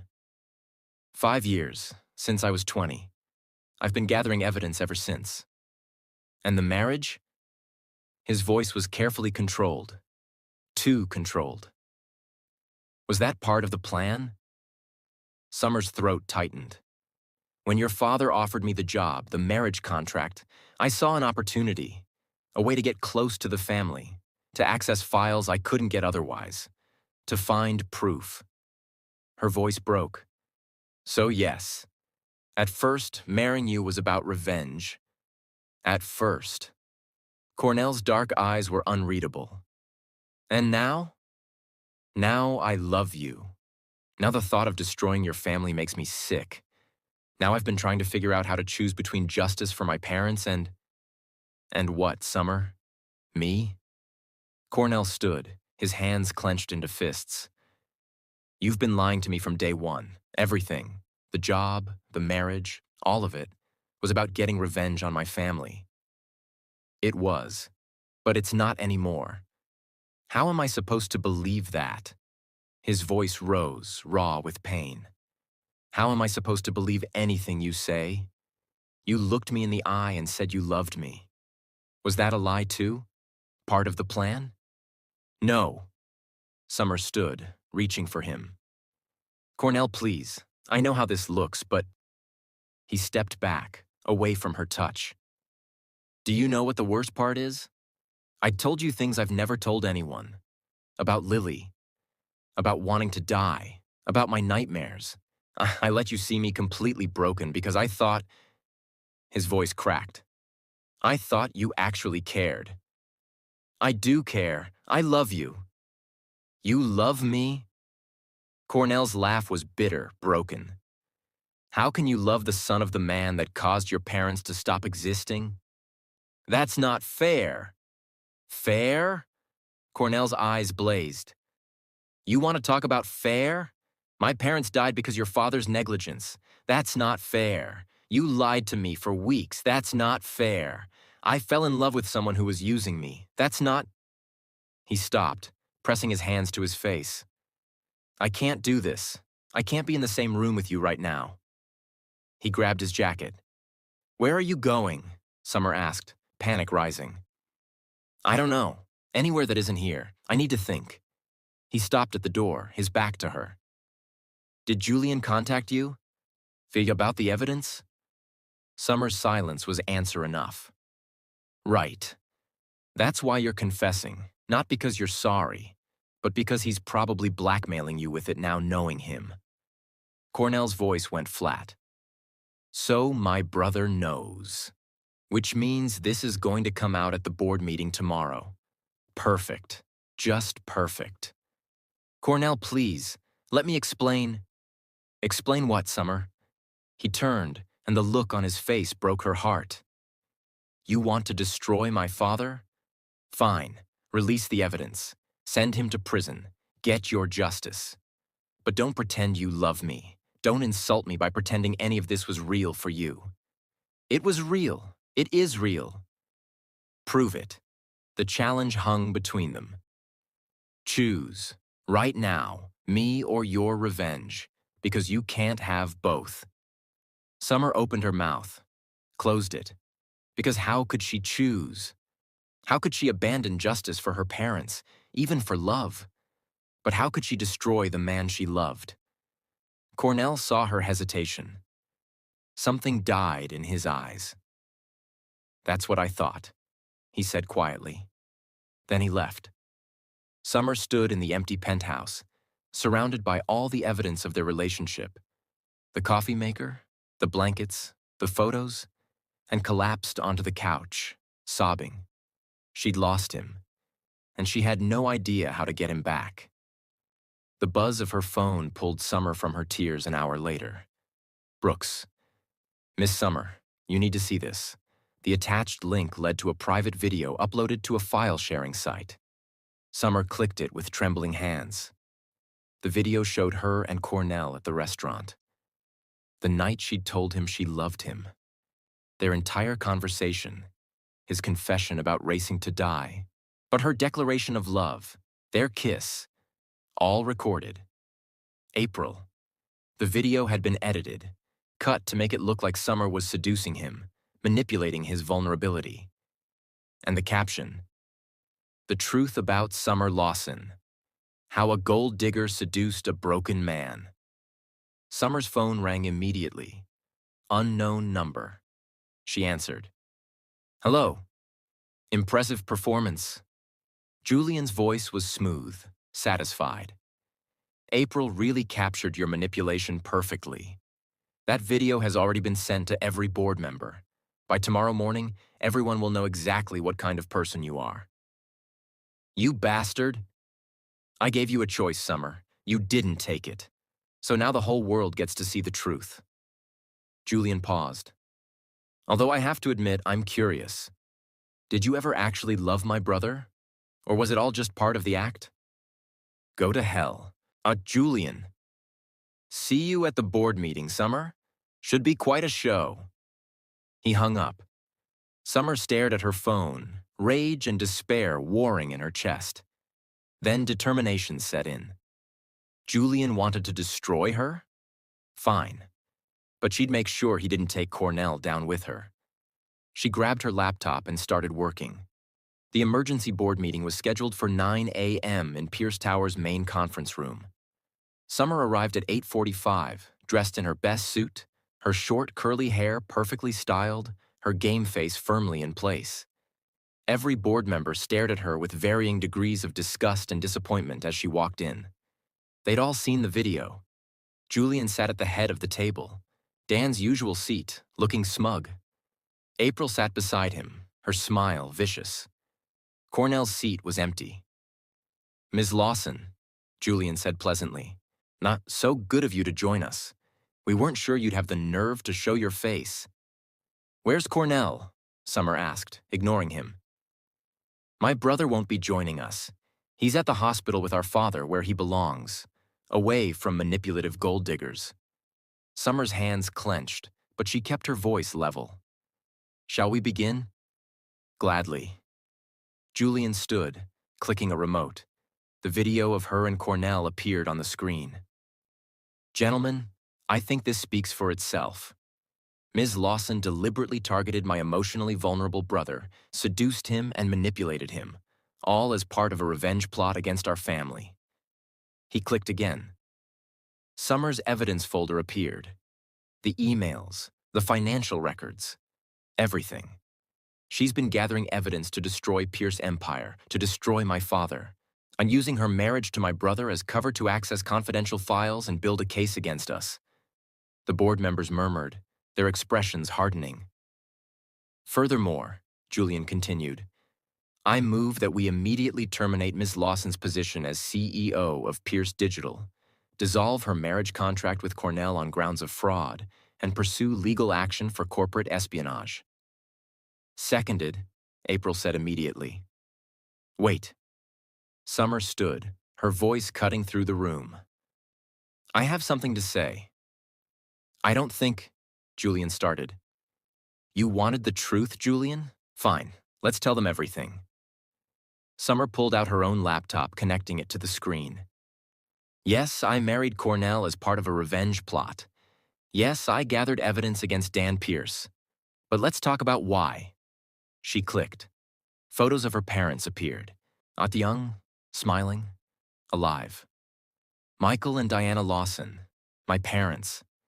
They died 5 years ago in the Riverside Towers collapse. The collapse that happened because Dan Pierce approved cost-cutting measures that violated safety codes. Because he chose profit over human lives. The room went silent. Summer clicked again. More emails appeared, but these weren't from her folder. These were new. "These are emails I found in the company server last night. Emails between Julian Pierce and Morrison Construction's former CEO, emails showing that Julian knew about the safety violations, that he approved them alongside his father, that he's been covering it up for 5 years to protect the company." Julian's face went white. "That's not... Where did you... You're not the only one who can hack cloud storage, Julian." Summer's voice was steel. You want to destroy me? Fine. But I'm not going down alone, and I'm not letting you use my revenge plot to cover up your own crimes." She clicked again. More evidence appeared. Financial records showing Julian embezzling company funds, backdoor deals with competitors, insider trading. "I spent the last 12 hours gathering everything I could find on you, Julian. Every dirty deal, every illegal transaction, every crime you've committed in the name of Pierce Empire. You want to call me a gold digger? A manipulator? Look in the mirror." The board members were staring at Julian now, their expressions shocked. "This is ridiculous," Julian sputtered. "She's lying. She fabricated—" "I have the original server logs to prove authenticity," Summer interrupted. "And I've already sent copies to the SEC, the FBI, and every major news outlet in the city. Whether you fire me or not, Julian, you're done." The conference room doors burst open. Cornell stood there, breathing hard like he'd run all the way from the elevator. His dreads were loose, his clothes rumpled, his piercings glinting under the fluorescent lights. His eyes found Summer's immediately. "I'm sorry I'm late," Cornell said, his voice rough. "Had to stop by the hospital. Dad wanted me to give the board a message." He pulled out an envelope, handed it to the board secretary. The woman read it, her eyes widening. "It's a letter from Dan Pierce. He's naming Cornell as acting CEO in his absence. Effective immediately." Julian shot to his feet. That's not legally binding. He's on medication. He's not in his right mind. It's legally binding, Cornell said coldly. Dad's lawyer was present. Everything's proper, which means, brother, your little power play is over. He looked at the board members. My father also wants me to address the allegations against him regarding the Riverside Towers collapse. Summer's breath caught. Cornell's eyes met hers. Held. Something passed between them. Pain, understanding, a question she couldn't answer. Then he looked away. 5 years ago, my father made decisions that led to people's deaths. Summer Lawson's parents among them. He cut corners to save money. He ignored safety protocols. And people died because of it. Cornell's voice was steady, but his hands shook slightly. Those decisions were wrong, criminal, and they deserve consequences. Cornell, what are you? Julian started. I'm saying my father should be held accountable. Summer's evidence should be submitted to the authorities. An investigation should be opened. Cornell's jaw tightened. My father agrees. He's willing to cooperate fully, to accept whatever punishment the law demands. The room exploded in shocked murmurs. Cornell held up a hand for silence. However, Summer's evidence also shows that Julian was complicit, that he knew about the safety violations and approved them, that he's been embezzling funds and engaging in insider trading for years. His voice went cold. Which means, Julian, while you've been busy trying to destroy me and my wife, you've actually destroyed yourself. Your wife? Julian's laugh was brittle. You heard her confession. She used you. She never loved you. It was all an act. Maybe it was, Cornell said quietly. Or maybe people can change. Maybe revenge can turn into something else. Maybe love can grow even in the worst circumstances. He looked at Summer again. I don't know. I'm still figuring that out. But what I do know is that Summer Lawson has more integrity in her little finger than you have in your entire body. She's a liar, April shrieked. She manipulated you. That video proves you're a stalker who violated our privacy, Cornell shot back, and that you're working with my brother to sabotage this company. Security is already reviewing the footage of you planting that recording device. Expect criminal charges. April's face went pale. This meeting is over, Cornell said to the board. Julian Pierce is hereby removed from all positions at Pierce Empire pending criminal investigation. April Cross is banned from all company property. Odd and Summer Lawson? He paused, his eyes meeting hers one more time. Summer Lawson remains CEO of Pierce Digital unless she chooses to resign. Cornell, you can't, Julian started. I can, and I did. Security will escort you out, both of you. 2 massive security guards appeared as if summoned. Julian and April were removed from the conference room, their protests fading down the hallway. The board members sat in stunned silence. Cornell addressed them calmly, professionally. I know this is a lot to process. My assistant will schedule individual meetings to discuss the transition. For now, this meeting is adjourned. The board members filed out slowly, shooting curious glances between Cornell and Summer. Finally, they were alone. Summer stood on one side of the conference table. Cornell stood on the other. The silence stretched between them like a chasm. You didn't have to do that, Summer said finally, her voice shaky. She felt stripped of all her composure. I didn't do it for you. I did it because you're good at your job. The company needs you. Cornell's voice was carefully neutral. And because despite everything, you were right about my father, about Julian. They needed to face consequences. Cornell, I saw you hesitate, Summer, last night, when I asked you to choose between me and your revenge. His dark eyes held pain. You couldn't do it. You couldn't choose me. Because it's not that simple. You were asking me to abandon justice for my parents. I was asking if you loved me enough to find another way. A way that didn't involve lies and manipulation. A way we could face together. Cornell's voice broke slightly. But you couldn't trust me, even after everything. You couldn't trust me enough to tell me the truth before I had to hear it from Julian. Summer's eyes filled with tears. I was scared. I was scared you'd hate me. That you'd choose your family over me. Of course I'd choose my family. They're my family. Cornell moved around the table slowly. But Summer, you were becoming my family too. And you didn't trust me enough to see that. I trust you now. I love you now. Cornell, please. Summer reached for him. He stepped back. I can't. Not right now. I need time. I need space to figure out what was real and what was manipulation. What I actually feel versus what you made me feel. I never made you feel anything. Everything between us was real. Was it? Cornell's voice was quiet. Or did you just get so deep into the role that you started believing your own lies? That's not... I would never. I don't know what you would or wouldn't do anymore, Summer. That's the problem. He moved toward the door. You can stay in the penthouse until you find your own place. I'll stay at a hotel. You're kicking me out? I'm giving us both space. Cornell stopped at the door, his back to her. For what it's worth, I believe that you believe you love me. But I don't know if that's enough. I don't know if I can be with someone who kept that kind of secret, who lied to me for weeks while I was falling apart and putting myself back together. Cornell, please. I need time, Summer. Please respect that.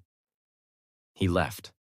Summer stood alone in the conference room, surrounded by evidence of her revenge plot and her destroyed marriage. Engen realized she'd won. She'd brought down the people responsible for her parents' deaths. She'd exposed Julian's crimes. She'd gotten justice. But she'd lost the one thing that had begun to matter more than anything. She'd lost Cornell. 3 weeks passed like a nightmare. Summer threw herself into work, pushing Pierce Digital's expansion into new markets, increasing revenue by 30%, proving she deserved her position based on merit alone. She moved into a modest apartment in Brooklyn, taking only what was hers, leaving behind all the little gifts Cornell had given her. She submitted her evidence to the authorities. Dan Pierce was formally charged with criminal negligence. He pleaded guilty, accepted a plea deal, 3 years in prison, company assets seized to compensate the families of the Riverside Towers victims. Julian Pierce was charged with embezzlement, fraud, and insider trading.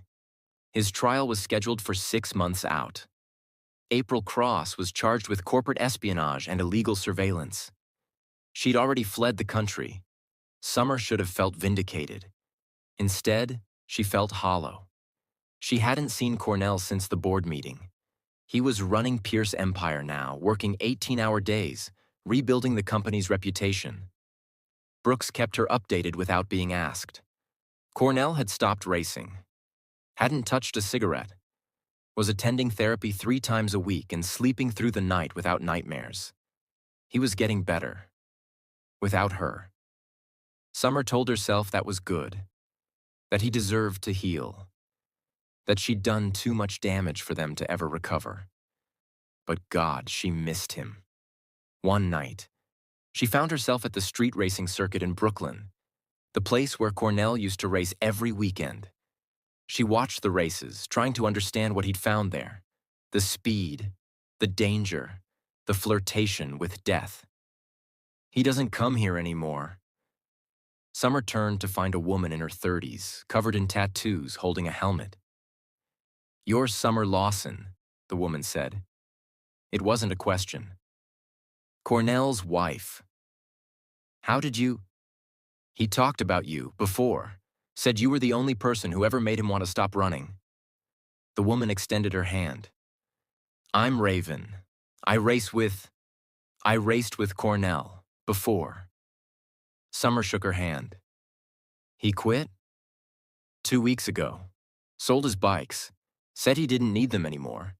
That he'd found better reasons to stay alive. Raven studied Summer with sharp eyes. "You broke his heart." "I know. He loves you anyway. That's what kills him. He wants to hate you, wants to write you off as a liar and a manipulator. But he can't, because he knows you, the real you, and he loves that person. Summer's throat tightened. It doesn't matter. I destroyed his trust. That's not something you can come back from. Isn't it? Raven smiled slightly. Cornell spent 5 years destroying himself because he couldn't forgive himself for a mistake. You think he doesn't understand making terrible choices out of pain? You think he doesn't get trying to hurt the people responsible even when it hurts you more? That's different. He didn't lie to the people he loved. Didn't he? He lied to everyone who cared about him. Said he was fine when he was dying inside. Said he didn't need help when he was drowning. Oz pushed away anyone who tried to save him. Raven shrugged. Sounds like lying to me. Summer didn't know what to say to that. You want advice? Raven asked. Fight for him. He's spent his whole life believing he's not worth fighting for. Prove him wrong. And so Summer started to fight. She sent Cornell an email. Then another. Then one every day for a week. She didn't make excuses. Didn't try to justify her lies. Just told him the truth. About her parents. About the grief that had consumed her. About how revenge had been the only thing keeping her going. About how meeting him had changed everything. I know you don't believe me, she wrote in one email. I know you think I manipulated you. But Cornell, you can't manipulate someone into being brave, into choosing life over death, into believing they're worth saving. Everything you became over these past weeks, that was you, not me. I just reminded you who you already were underneath all the pain. I love you. Not the broken boy I thought I could fix. Not the heir to the company I wanted to destroy. I love the man who quit smoking because it bothered me. Who bought me coffee because he noticed how I took it. Who held me while I cried about my parents even though talking about parents hurt him too. I love the man who stood up to his father. Who chose accountability over protecting his family name. Who defended me even when I didn't deserve it. I love you, and I'm sorry. And I understand if you can't forgive me. But I'm not giving up on us. Because you taught me that love is worth fighting for. Even when it's messy and complicated and built on the worst possible foundation. Especially then. The emails went unanswered. But Summer noticed small things. The read receipts showed he was opening them. And one day, Brooks mentioned casually that Cornell had asked what Summer's favorite flowers were. Hope, fragile and terrifying, bloomed in Summer's chest. The knock on Summer's apartment door came at 10 p.m. on a Thursday, 6 weeks after the board meeting. Summer opened it to find Cornell standing there. He looked different, healthier. His dreads were freshly done, his piercings polished, his clothes clean and pressed. No cigarettes, no smell of smoke. His eyes were clear, but they were also sad. Hi, he said. Hi. Summer's heart was racing. Do you want to come in? Cornell nodded, stepping into her modest apartment. His eyes swept over the space. One bedroom, a tiny kitchen, furniture from IKEA. Such a stark contrast to the penthouse. You didn't have to move here, he said. The penthouse is paid for. You could have... I needed my own space to figure things out. They stood in awkward silence. Finally, Cornell spoke. I read your emails, all of them. Summer's breath caught. And? And I don't know what to do with them. Cornell ran a hand over his dreads. Part of me wants to forgive you. I wants to understand that you were in pain, that you made mistakes, that you fell in love despite your plans. But I keep coming back to the lies, Summer. Not the revenge plot, I actually get that. If someone killed my parents, I'd want justice too. But you looked me in the eye every day and lied. When I was falling apart. When I was telling you my darkest secrets. You were lying. I know, and I'm sorry. I'm so sorry. Are you? Cornell's eyes held hers. Or are you just sorry you got caught? I'm sorry I hurt you. That's all I've ever been sorry about. Summer stepped closer. Cornell, I was wrong about everything. I thought revenge would make me feel better, make the grief stop. But it didn't. You know what did? Loving you. Being loved by you. That's what healed me. Summer, I'm not asking you to forgive me. And I'm not even asking you to take me back. I just need you to know what we had was real. My love for you was real. Is real.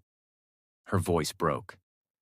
And I will spend the rest of my life regretting that I let my need for revenge almost destroy the best thing that ever happened to me. Cornell stared at her for a long moment. Then he said, "My therapist says I need to forgive myself before I can forgive anyone else." Okay. And that holding on to anger and hurt only destroys the person holding it. That sounds like good advice. She also says that love built on secrets and lies can still become real, if both people are willing to rebuild it on truth and trust. Cornell stepped closer. Are you willing to do that, Summer? To rebuild? To start over, but this time with honesty? Summer's heart soared. Yes, God, yes. It won't be easy. I'm still angry. I'm still hurt. I know. But there are also days where I can't breathe without you, where I miss you so much it physically hurts, where I'd rather be angry with you than happy without you. His voice dropped. And I think that means something. What does it mean? Cornell reached out, his hand cupping her face, his thumb brushing her cheekbone. It means I really love you, and I'm willing to try again. If you are. Summer's eyes filled with tears. I'm willing to try again. Good. Cornell leaned down, his forehead resting against hers. Because I have conditions. Name them. No more secrets. We talk about everything, the hard stuff, the painful stuff, all of it. Done. And you go to therapy, with me. And because we both have trauma to work through, and I'm not doing this unless we do it right. Done. Cornell pulled back slightly, his gray eyes searching hers. You really love me? Despite everything? Despite my family, my past, my mess? I love you because of it. Because you're you. Messy and complicated and perfectly imperfect. Summer smiled through her tears. And I'm going to spend the rest of our time proving that to you. However long it takes. The rest of our time? Cornell's lip curved. That sounds like you're planning to stick around. If you'll have me, I'll have you. He kissed her then, soft and gentle and full of promise. I'll always have you, Summer Lawson Pierce. Even when I'm mad at you. Even when you drive me crazy. Even when we're fighting. They kissed again, deeper this time. When they finally pulled apart, but Cornell smiled, that real smile that made him look years younger. So, he said, want to get some coffee? I know this place that makes it exactly how you like it. Summer laughed, the sound lighter than she'd felt in weeks. I'd love that. They walked out of her apartment hand in hand. It wouldn't be easy. There would be hard days ahead, therapy sessions, difficult conversations, moments of doubt. But they'd face it together. Because some love was worth fighting for, even when it started with lies. Especially then. 6 months later, Dan Pierce was released from prison on good behavior, having served his time and paid his debt to society. He came home to find his company restructured, his sons working together instead of against each other, and a daughter-in-law who'd forgiven him. I'm sorry, Dan said to Summer at their first family dinner. For the decisions I made, for your parents, for the pain I caused. I know, Summer said. And I forgive you. Not because what you did was okay, but because holding on to hate was destroying me. And I'd rather build something new than stay trapped in the past. Cornell squeezed her hand under the table. They'd been living together again for 3 months, taking it slow, rebuilding trust, learning each other all over again, this time with honesty. Suddenly Cornell stood, his dreads pulled back, his piercings glinting, his hand still holding Summer's. A year ago I was a mess. Self-destructive, suicidal, convinced I didn't deserve love or happiness. I pushed everyone away. I hurt everyone who tried to help me. He looked at his father.